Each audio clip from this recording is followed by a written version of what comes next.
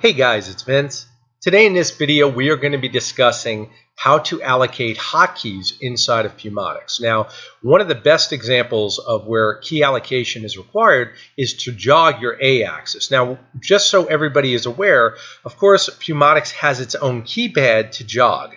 So what I want to do is briefly cover that right now. You can see once again, if we leave our cursor in spot where it says jogging and you click on this, you're going to expand this area. And whenever we see these positive symbols, we know that we can click on them and expand them even greater. And this is what we have here. And here's our jogging pad. You can see right now I cannot actually do anything, and that's because, of course, the console is set to off. You can see it's red, and it says CNC machine on, off, or emergency stop. So I'm going to activate the console, and once again, if I leave my cursor there, you can see it says jog A minus and jog A plus.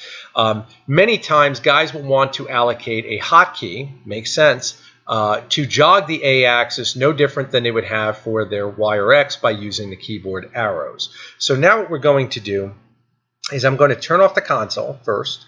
I'm going to now constrict this, and I'm going to also constrict it here, and then I'm going to come over here to configuration. I'm going to click on settings. Now you'll once again notice I am in simulator mode. It's actually relevant which way you want to program the system, whether your PLCM is connected or not. Mine is not connected right now, but if yours is, that's fine. You will, of course, have to have the console off in order to do this. Once that's done, you're going to come over here to System, and now you're going to see a whole list of keyboard shortcuts. Over here you got Function, and over here you've got Shortcut, right? So over here we have the titles for what we want to do. Now under Jogging Control, and I'm just using this as an example, if we expand this, we scroll down, you're going to see jog A minus, move tool along A axis in negative direction, or jog A plus, move tool along A axis in positive direction. Now you can see I've already got mine programmed in to what I'd like to use, but it's completely arbitrary on the end user. As a matter of fact, being these already populated, let's say, for instance, I decided to change this to number pad 8.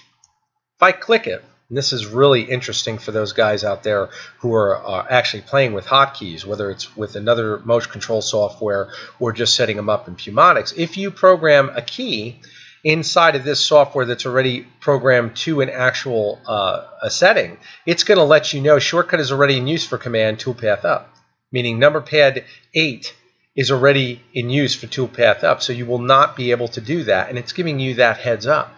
So once again, if I come over here, and it goes right back to its original key.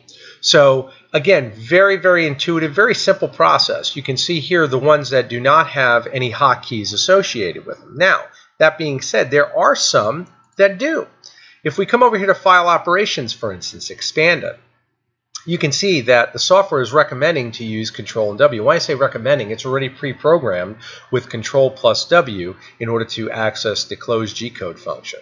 Edit G-code is Control plus E. Open G-code, Control plus O. But again, it's totally up to you, the end user. It's totally arbitrary. If you decide you want to change this, you're more than able to. I mean, it's really up to you as far as how you'd like to go. And again, it's pretty much endless. You got visualization control, number pad 2, and again, toolpath up. That's what it was actually letting us know was number pad 8 was already allocated as far as that key to this shortcut. So again, very, very simple process, and once you actually program everything like we've done here, I went into jogging control, I'm just showing you, once this is set and you're happy with whatever keys you've allocated as hotkeys, you would just click the apply button, and it's warning you, for correct operation required, that only one function is designed to each output.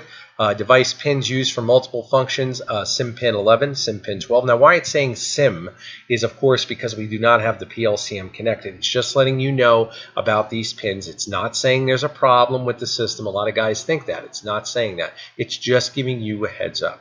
You would then click OK. And now you're all set to go. Click OK again. Once again, you'll get that warning. You'll be good there. You can come over here and it'll even give you the warning under the actual log window. And again, if you leave your actual cursor there, you can see the time of the log and exactly what's going on with the system. Again, these are general warnings, nothing to be afraid of. You can clear them. You're all set. And now you would be able to, once again, jog your A-axis, not only with the keypad, which we already know is over here, But you can jog it now using the keys that you've already programmed in as hotkeys. So again, the principle is the same. I hope that this tutorial has been helpful. Again, guys, I know the more videos I do, the more questions that are always going to come up. There's so many different variables with so many systems.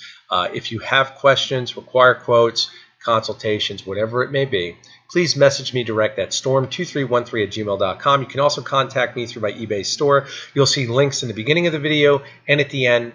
Thank you all for support. Take care.